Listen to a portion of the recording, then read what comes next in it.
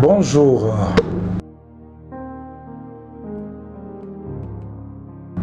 Moi, je suis l'apôtre Franck. Je suis marié et père d'une famille. Je suis marié à Maman Fanny Ntumba. Je suis le père de 9 enfants. Je ne saurais pas donner le temps, le timing ou le temps que j'ai fait dans le ministère, parce que j'ai déjà fait beaucoup d'années dans le ministère. J'ai donné ma vie à Dieu à l'âge de 16 ans. J'étais encore trop jeune et j'ai reçu à moi la vocation de servir Dieu. Mes parents étaient dans l'église catholique, mais moi j'étais à l'internat Kadiva de Kansenya. Et lorsque Dieu m'a touché, il m'a convaincu de le servir. Et j'ai commencé à servir le Seigneur. J'ai donné ma vie à Dieu à Vierzeva Maniema. Et c'est le fait pasteur Lokusa qui est mon père spirituel. Et j'ai commencé comme tout enfant qui avait commencé l'œuvre de Dieu. J'étais à GPC. Et à GPC, j'ai été conduit par l'ancien Barouani, dans le thé Barouani de la bonne sémence. C'était Mouzé Barouani qui travaillait à la SONAS, qui nous dirigeait à la GPC lorsqu'on était à Vierzeva Maniema. Et j'ai grandi comme ça, c'était déjà à l'âge de 16 ans, je servais déjà le Seigneur. Et à l'âge de 22 ans, c'est alors que j'ai reçu l'appel au ministère. Et aujourd'hui, j'ai presque 56 ans. Hein? Aujourd'hui, j'ai presque 56 ans. Je dirais que j'ai presque 34 ans dans le ministère. Je l'ai servi, dans 34 ans, j'ai servi le Seigneur dans le ministère comme pasteur.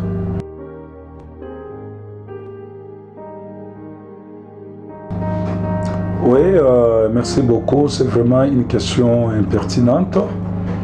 Un pasteur n'est pas un extraterrestre. Un pasteur n'est pas un extraterrestre, c'est un être humain. C'est un être humain qui exerce des fonctions de leadership dans une communauté. C'est un homme à 100%. Il a l'eau, il a le sang. Il peut s'énerver, il peut déplacer un langage. C'est un homme. C'est pourquoi, s'il y a une personne à laquelle les gens doivent nécessairement, les fidèles doivent nécessairement prier, ils doivent prier pour leur pasteur. Parce qu'il fait face à beaucoup de choses. C'est un homme, ce n'est pas un extraterrestre. Un pasteur, c'est un homme. Ouais, j'ai compris votre... C'est aussi une question impertinente. Quels sont de mauvais souvenirs qu'on peut garder dans le parcours de notre ministère? Vous savez, s'il y a un ministère où il y a un travail qui est très combattu, c'est l'œuvre de Dieu. Et quand il y a un pasteur qui dit qu'il n'a pas de combat, c'est faux. Et dans le ministère, on a toujours été combattu et on a eu des combats et des combats. Ni t'étais Dieu, parfois on pouvait déjà abandonner, ni laisser le ministère. On a beaucoup de mauvais souvenirs.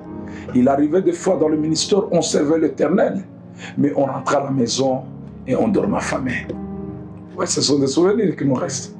On dormait, on servait le Seigneur, mais on rentrait à la maison, il n'y a pas mangé, et vous êtes contraint de dormir comme ça. Et vous verrez le matin, à cause de l'appel, vous êtes encore obligé de servir Dieu. Tout ça, ça fait partie des mauvais souvenirs.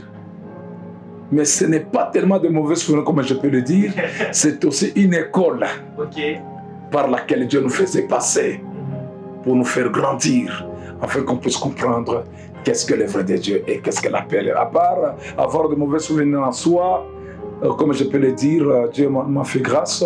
Depuis qu'on a commencé le ministère, on a 34 ans. On a 34 ans dans servant Dieu. Mais ce que je bénis, je n'ai jamais connu la division dans les églises. Dans notre communauté, on n'a jamais connu la division. Et les enfants auxquels j'ai commencé avec eux, ils sont avec moi jusqu'à aujourd'hui. Il y a d'autres qui sont déjà pasteurs. Pourquoi? parce qu'on le savait comment les garder et les gérer. On n'a jamais connu des divisions. Et aujourd'hui, nous avons beaucoup de pasteurs. Nous avons des pasteurs qui sont en Zambie. Le pasteur Eric Kafuka qui dirige aujourd'hui l'église Bethel de Lusaka. J'ai encore un fils qui est déjà pasteur. Et c'est le pasteur Antonio. Et aujourd'hui, il dirige aussi une grande église en Angola. J'ai encore d'autres pasteurs qui sont aux États-Unis.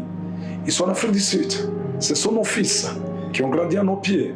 Il y a encore d'autres pasteurs qui sont à Kolwezi, par exemple le Baba de Kolwezi. Aujourd'hui appelé communément Baba de Kolwezi. C'est mon fils. Il a grandi à mes pieds. Et tous mes enfants-là, aucun de ces enfants ne s'est rebellé. Tous sont grandis. Le pasteur Benjamin Loulou. Il y a aussi le pasteur Benjamin Loulou. Il dirige notre église de Kasumbalès. Et tous nos enfants, pourquoi ils ne se sont pas rebellés? Parce qu'on n'a plus le temps de les enseigner. Qu'est-ce que le ministère et quelles sont les conséquences d'un enfant qui se rebelle? Et ils étaient vraiment loyaux et fidèles dans notre ministère. Et aujourd'hui, nous avons des pasteurs guilains qui travaillent avec nous dans la communauté. Celui qu'on n'a pas voulu lâcher, il est avec nous. Nous avons le pasteur Stéphane. Alors, nous avons beaucoup de pasteurs de notre ministère qui sont en Angola, d'autres à l'étranger et partout. Il y a encore le pasteur Eddy. Il est à Kinshasa. C'était notre fils. Il a grandi à notre pied. Nous avons des prophètes tels que, comme par exemple, le prophète Pierrot. Aujourd'hui, il est à l'NCD. Osana chez pasteur Bishop Kabengele. C'est l'exercice de son ministère, c'est l'enfant de notre ministère. Il a grandi au pied de lui. C'est moi qui l'avais consacré.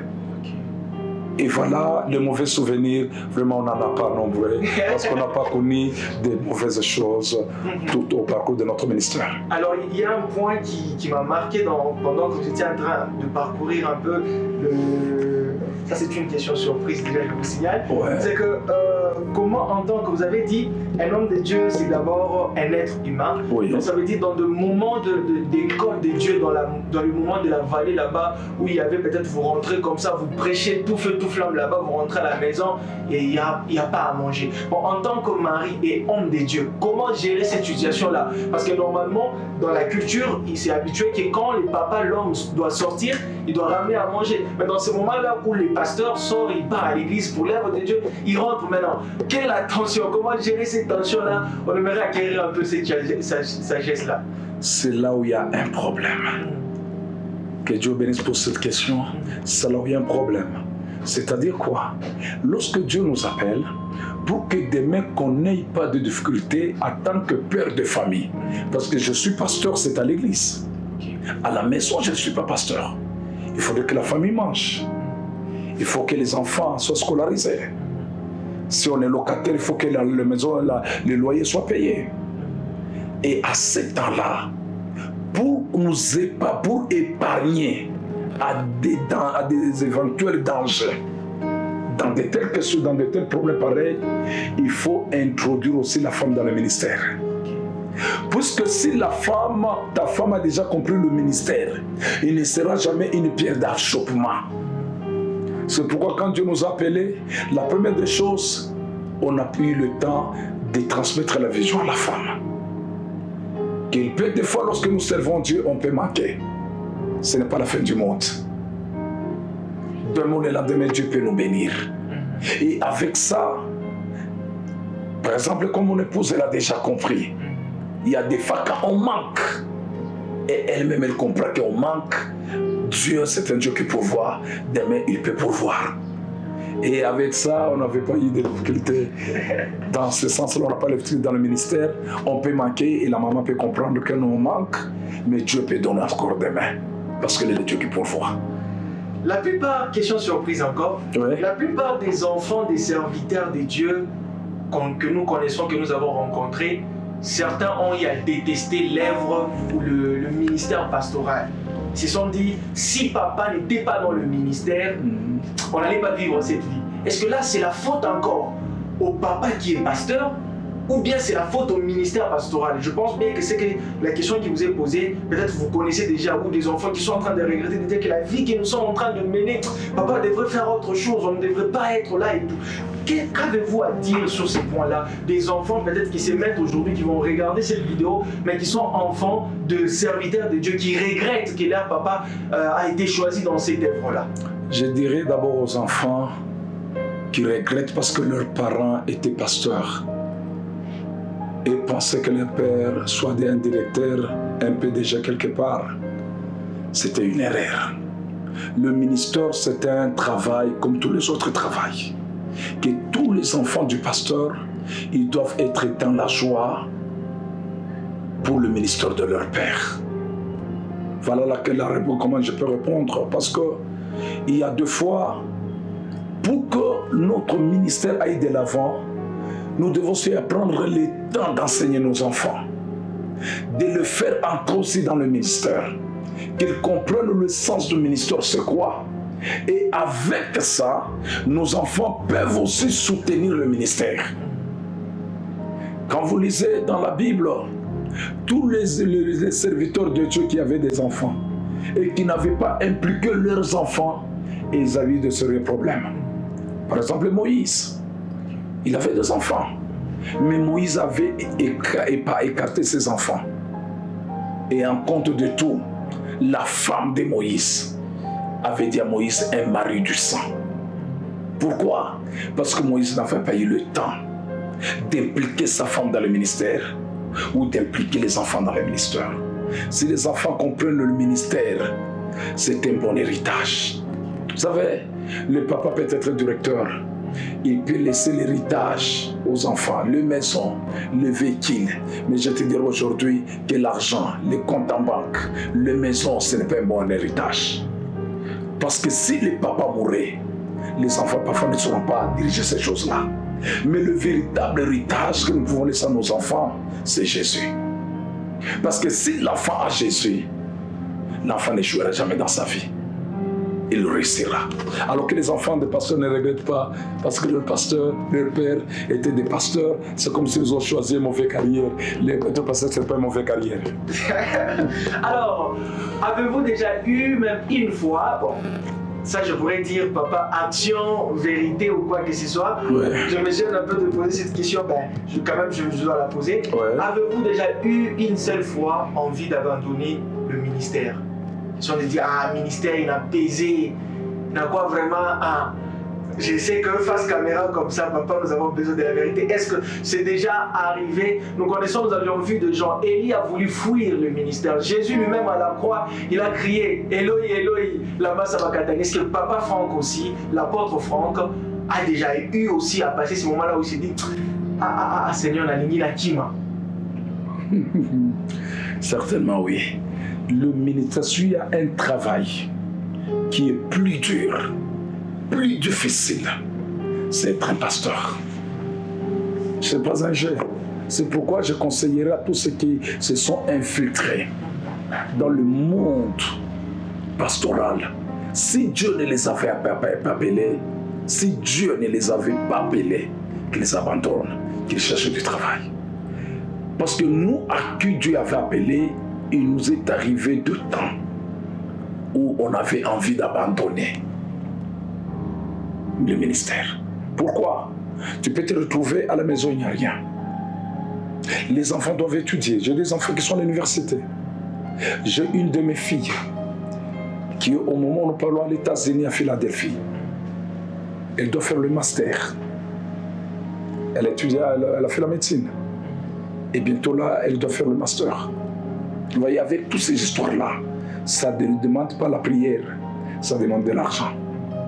Alors, il nous arrive des fois quand on se retrouve en face de toutes ces situations-là. On se retrouve incapable, un père, parfois irresponsable, on s'est traité comme des pères irresponsables. Et on avait envie d'abandonner le ministère et d'aller faire autre chose. Mais que Dieu soit loué parce qu'on avait l'appel. On avait compris l'appel. Que quand on a déjà mis la main à la charrie, on ne peut jamais regarder en arrière. Mais oui, il nous est arrivé de temps On avait envie même d'abandonner à cause de situations traversées, des moments difficiles. Il y avait les hauts et les bas, il y avait des vallées. Mais on a vite compris que même si nous traversons l'ombre de la vallée de Bacar, mais l'Éternel est avec nous. Il nous a assistés. C'est pourquoi aujourd'hui, on continue avec le ministère et on tient encore, bien qu'on avait envie d'abandonner à des moments difficiles. Et nous répondons à cela parce qu'on avait envie d'abandonner. Mais sinon, cette question-là est arrivée au pic. Certainement, on avait envie d'abandonner aussi à des moments difficiles. Ok. Que direz-vous de serviteurs, question surprise aussi, que direz-vous des serviteurs temps plein, temps partiel? Les serviteurs temps plein, temps partiel. Quel est votre avis sur ça? Actuellement, avec la conjoncture d'aujourd'hui, je conseillerais aux jeunes ministères de ne pas faire le temps plein. Et surtout, quand Dieu ne t'avait pas appelé. Et surtout quand Dieu ne t'avait pas appelé et tu as accepté de servir Dieu par amour de lèvres, n'ose jamais travailler en temps plein. Travaille. Je donne l'exemple. Paul travaillait. Il faisait des nattes. C'est pourquoi il a dit, je n'avais besoin de l'aide de quelqu'un ou d'une personne, parce qu'il se suffisait de son travail, il faisait des nattes, il travaillait. Alors ce que je conseillerais aux jeunes gens, aux jeunes ministères aujourd'hui, tu avais étudié, tu es médecin, tu es un avocat, fais ton travail et sers aussi Dieu. Parce qu'il y aura des moments, ton travail là peut aussi soutenir et aider l'œuvre de Dieu d'aller de l'avant. Alors être en temps plein, je conseille aux jeunes gens de ne plus le faire. Parce que nous autres qui avaient fait des temps pleins, à un moment on s'est retrouvé le pied contre le mur. On mentait sérieusement. Alors on voyait que mon conseil pour les jeunes gens, chercher le travail mais servir aussi. C'est une bonne chose. L'apôtre Franck aujourd'hui à Lubumbashi, dans sa commune, il n'est plus à présenter. Quel est le secret dans sa relation avec Dieu? Secret, perdurer oui, jusqu'à aujourd'hui. Pour rester dans l'œuvre de Dieu jusqu'à aujourd'hui, le plus grand secret, c'était la crainte de Dieu et la sanctification. Je conseillerais à tous les jeunes gens, si vous voulez mieux servir l'Éternel et durer longtemps dans le ministère, ne convoitez jamais la femme d'autrui dans le ministère. C'est un grand piège dans le ministère. Je vous ai dit, le pasteur n'est pas un extraterrestre. Hein? Oui, c'est oui. Il peut avoir des sentiments. Il peut sentir que la chair réclame certaines choses. Vous voyez? Mais alors, si tu ne sais pas gérer les choses pareilles devant les femmes d'autrui, tu risques de tomber avec les femmes d'autrui. Tu risques de tomber avec les femmes d'autrui. C'est pourquoi aujourd'hui, vous trouverez beaucoup de gens qui n'ont pas su gérer cela. Marcher dans la crainte de Dieu, dans la sanctification, pour rester longtemps dans le ministère. Et beaucoup de gens, on les avait trouvés en train de pousser la Bible avec le pied. Et ils étaient déjà dans l'adultère. Alors le plus grand secret de notre ministère, c'était la crainte de Dieu et la sanctification. Et on s'est donné une discipline. Le ministère, c'est la discipline. Si tu ne sais pas te donner la discipline dans le ministère, c'est ce que tu tomberas un jour. Alors, je dirais aux jeunes gens et à tous ceux qui veulent encore servir l'Éternel dans les jours qui viennent, si vraiment vous voulez servir l'Éternel, le plus grand secret, c'est la sanctification, la crainte de Dieu et la vie de la prière. Et prenez beaucoup de temps de lire beaucoup la Bible.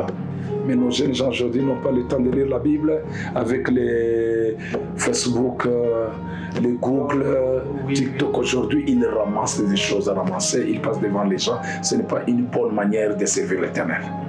Seriez-vous d'accord parmi vos enfants, oui, que parmi eux, qu'il y ait aussi des pasteurs dans les jours qui viennent?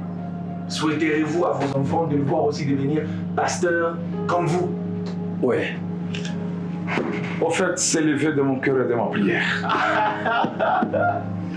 Oui, c'est levé de mon cœur et de ma prière. Vous savez que Dieu m'a fait grâce d'avoir néanmoins 8 filles et un garçon. Waouh!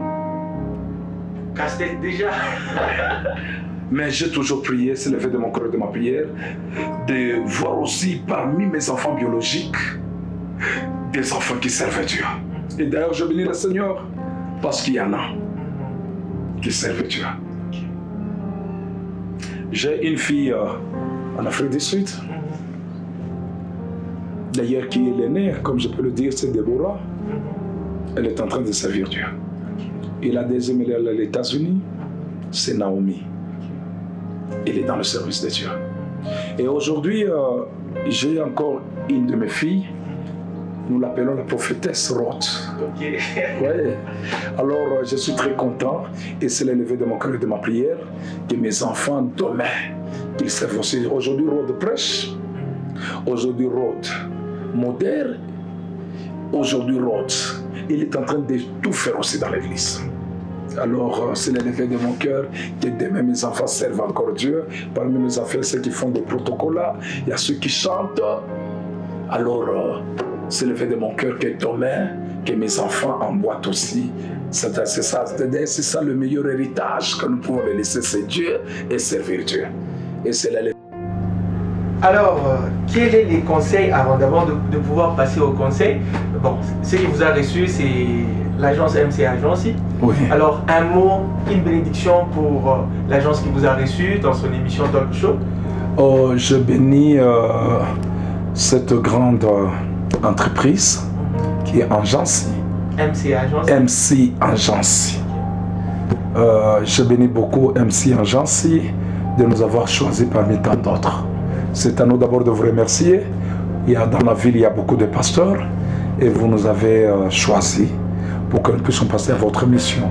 Vraiment que toutes les bonnes choses, que Dieu fait grandir cette entreprise, qu'il vous amène encore plus loin, afin que au travers de votre mission, beaucoup de gens qui nous suivent, ils peuvent être sauvés. Ils peuvent changer leur façon de servir Dieu aussi. Alors c'est vous qui êtes les canaux. Voilà pourquoi nous souhaitons que Dieu bénisse aussi abondamment et que vous ouvrez de grandes portes qui nous amènent plus loin. Amen.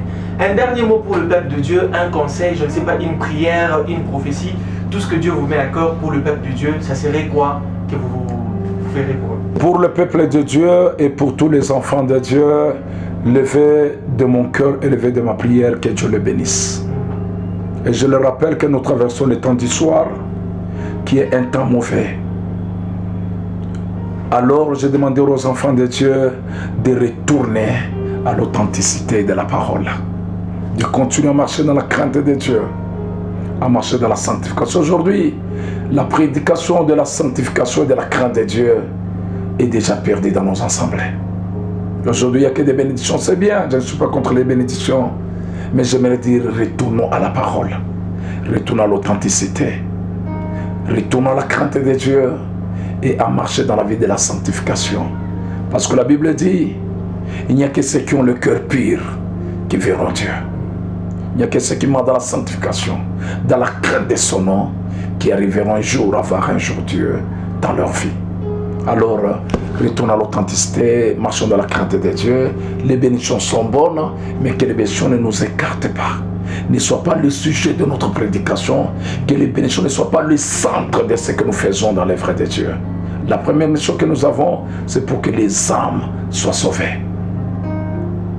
et qui ne passent pas au tourment et au jugement dernier et au jour de l'enlèvement, qu'ils soient aussi enlevés à la rencontre du Christ dans les airs. C'est l'élevé de mon cœur et de ma prière pour le peuple de Dieu.